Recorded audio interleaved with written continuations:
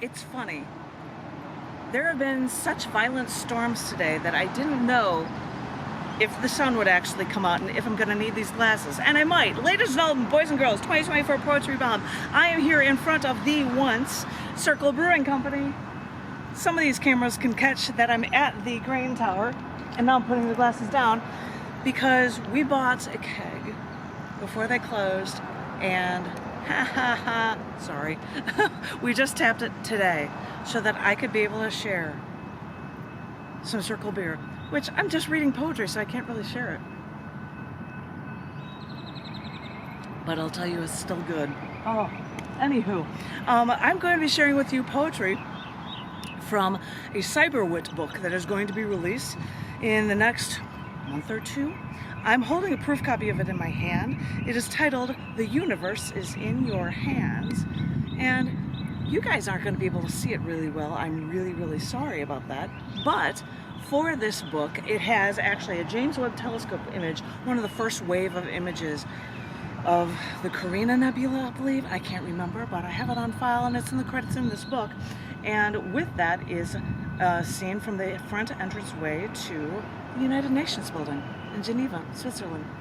I only have one poem about Switzerland in here, but this book talks about being able to understand the world and cultures in a bunch of different locations. And in that time, I'd like to share with you poems from the book. And I thought I'd just grab some in the order as they come. These poems, some have been read before, but this is the first time I'm reading for this book. Actually, technically, I read this one yesterday in Salado. There is a annual event here where you are supposed to write poetry about animals in one respect or another. And in past years, I've had a number of pieces accepted for publications in these saddle-stitched private printing books. Three of these poems of mine about animal rights or animal rescue or animal experiences, especially when they talk about locations, are actually accepted for this book. And the first poem I'm going to share with you is about the Galapagos Islands, and it's titled Espanola Lore. I can't see it on the live feed, and on my little screen here you can see that there's a picture of a sea lion. It was photographed on the same day of this poem's story, but it's not the sea lion in question. Anywho, I wanted to start with that first poem for you, and it is titled Espanola Lore. While docked at Espanola Island, an Ecuadorian local explained that though they were once almost extinct, sea lions here now flourish.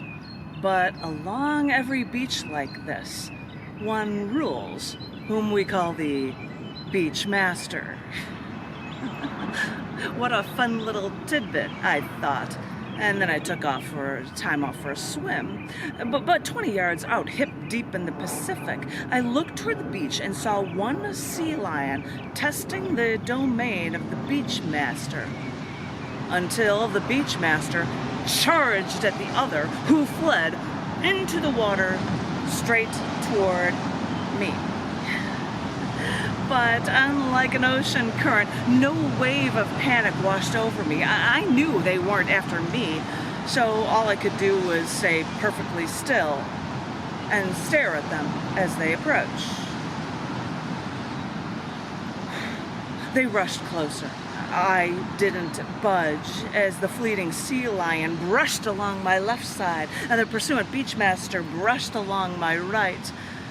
After a moment, I turned to see the one sea lion chase the other into the ocean until I could see them no more. Beachgoers were worried about me in this large beast's path, but I knew I was okay.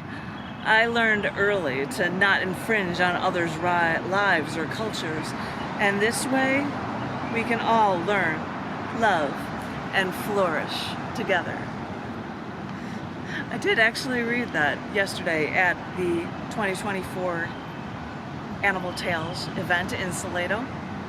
It asked for people who had contributors for books, and in the last reading that I did there, I also did this poem, which was performed for a feature at the Baha'i Faith Center here in Austin, Texas. but it is also appearing in this book, and it represents both Hawaii and Alaska. So I'd like to share this poem with you. It is titled Original Snowbirds. I'd like to tell you the story about a bird. It's fair to say that this is the original snowbird. In Hawaii, the kolea is a Pacific golden plover. These foraging birds hang out in Hawaii until it is spring, where they fatten up for their over 2,000-mile nonstop flight to Alaska. They have no waterproofing on their feathers, so they don't rest, but fly for 3 days straight. And fossils found on Oahu even reveal that plovers have done this for 120,000 years. Because in the spring, they fly up north, and these birds spend 3 months in Alaska. They reclaim last year's breeding grounds and incubate eggs, hatching in 25 days. Mama and Daddy bird leave the nest just after the last chick hatches, and predators like foxes, jaegers, and caribou force these chicks to leave the nest. In barely a month, the chicks can even then fly, come August, which is when the parents then leave. Now, these adult plovers eat like mad, gain 50% of their body fat so that they have fuel for their 3-day flight over 2,000 miles to their Hawaiian home. Yeah, you heard me right. Every spring, these Pacific golden plovers, after bulking up, make a 3-day nonstop flight up north and lose 50% of their body mass doing it. And right after their babies are ready to fly, and they've bulked up enough once more, they leave their babies to fend for themselves, because these little ones can't make the flight. They don't have the bulk to make the trip, and they've never even learned how to navigate. And with Alaska summers, they never even see stars or a night sky at all until they fly south. Maybe baby plovers use Earth's magnetic field, because it's a miracle when they do reach Hawaii. But I've been told that when they return, they arrive in Hawaii at the exact same spot, year after year, for up to 20 years, and annually are welcomed by the natives there. We think we understand the seasons, but in Hawaii, they mark the seasons by the coming and going of the kolea, the Hawaiian word that mimics the sound of the Pacific golden plovers, their parents and their babies, because they mark the passage of time. Oh, that was fun. Sorry, that was a fun one about, Hawaii and Alaska, which is why I'm going to do one about just Alaska right now. It's a brief one for you guys. As I said, we're going to be traveling around. I have no idea which location's going to next, because I don't remember. But this is for Alaska. It's a one-pager, and it's called Equinox Concert. After finishing our only unpaid concert there, as I sang songs live at Ivory Jacks in Fairbanks, Alaska, and thanks to your phenomenal unrehearsed guitar, we regretted it being our last night in town, staying at a hotel with 18-inch window sills holding all that insulation, plugging cars into outlets, because it was just that cold out. It was a Friday night. It was near the autumnal equinox, because that's when we heard the aurora borealis would be at its best. We also learned that 1:30 a.m. was the best time to see them on these late September days, so that gives us a little time at the bar after the concert before we reapply our extra insulation layers, gloves, scarf, headband, hat, then drive away from civilization, for the farther away we go, the better we know it will be. We stop the car somewhere, go out, lean back, all while not knowing which way to look, waiting for we knew not what. But once we spotted the aurora borealis starting, We watched it flit and dance across the sky. I cannot remember if it was windy with a hat, headband, and scarf over my ears, but at that moment, the night sky was as quiet as a painting with a moving masterpiece that you can't help but watch. It intoxicates you, hypnotizes you, holds your gaze like you've been a slave to its every whim. For these fleeting, freezing moments, you're trapped, and there's nowhere else you'd rather be.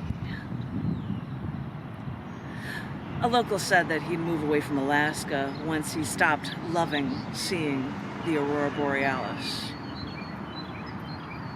I don't care if it's cold.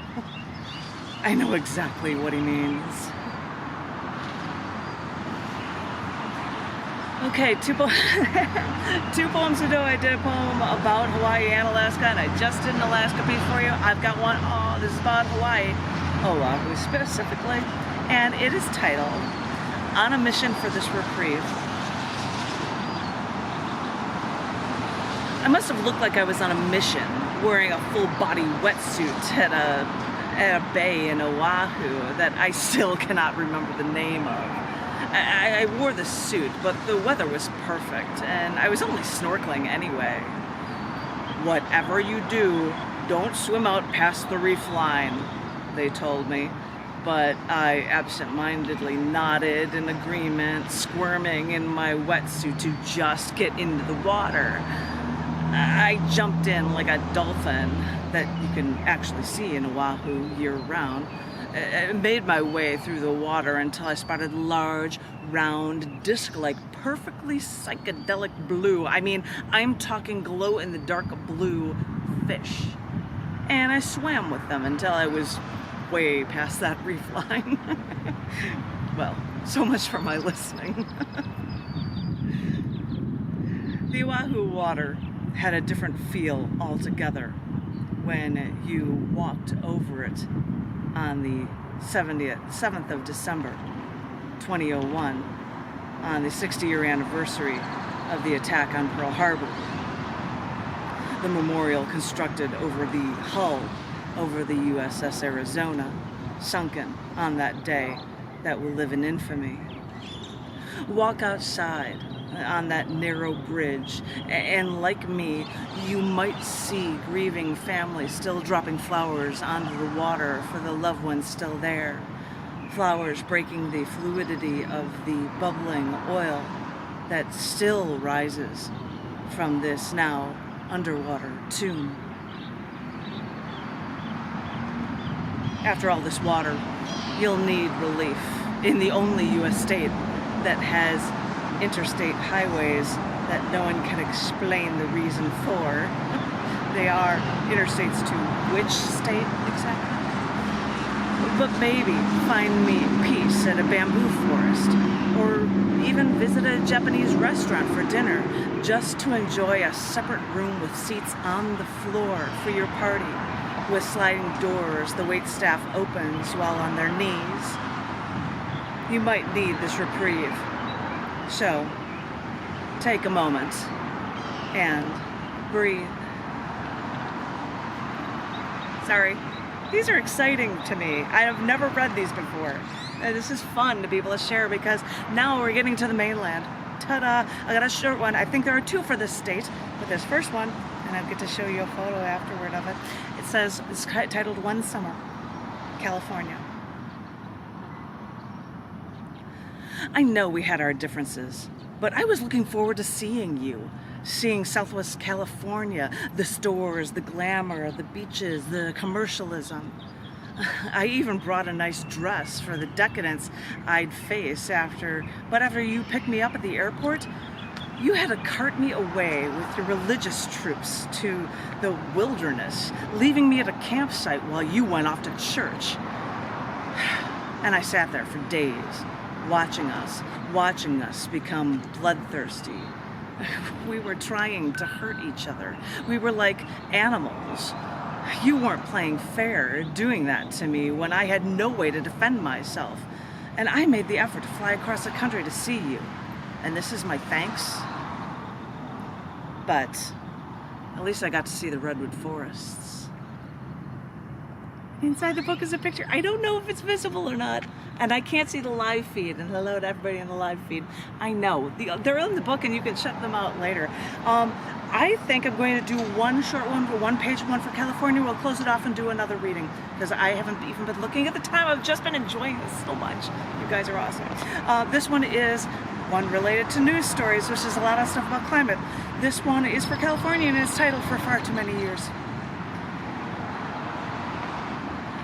After the news reports of fires along the coast of California and through national forests filled half the newscast, a reporter then said on live TV, "We will now have to learn how to live with fire." Live with fire, he says. After I've escaped the gates of hell and I am now forever forced into purgatory, I spend every waking moment licked by flames. I know what it's like to be parched, because all this time I've been scorched. And I wonder why everyone else hasn't been living with hellfire all this time already. It's been around us since the beginning of time, for far too many years for it not to find you. All this time, it's been breathing down your back, teasing you, whispering to you, calling to you. Gonna go for another round. I'm gonna enjoy some time here at Circle, and we'll have more for the 2024 Poetry Bomb. Rock on, you guys. Peace.